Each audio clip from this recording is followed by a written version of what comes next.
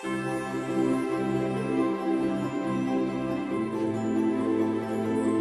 ho, ho! Heute ist der 1. Dezember und wir öffnen heute die Adventskalender. Wir grüßen euch jetzt alle hier in der Adventszeit. Hier, wo sitzen wir? Heute öffnen wir das erste Päckchen. Vielleicht gibt es davon ein Päckchen. Schauen wir mal. So, ich öffne das erste Türchen von der Jenny.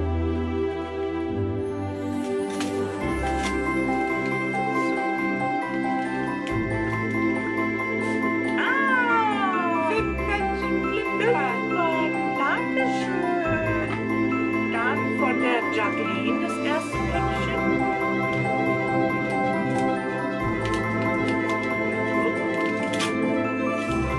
Ah, super. Oh, ist die süß. Eine BB-Creme mit Snoopy. Dankeschön. Gerade jetzt im Winter kann man gut gebrauchen. So, und jetzt geht's an euren Kalender. Und denkt dran, wenn ihr am Gewinnspiel teilnehmen wollt, an der Verlosung, müsst ihr Abonnent meines Kanals sein. Ihr müsst das Video liken, ihr müsst kommentieren. Dann qualifiziert ihr euch für die Verlosung. Genau, ne? Genau. Okay, dann suchen wir mal die 1, die 1, die 1, die 1. Ach, hier oben. Die 1, das ist für euch.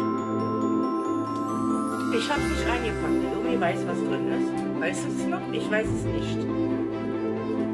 Mal aus. Und ihr wisst ja, am Ende, am 24. wird der gesamte Inhalt aufgeteilt und an 2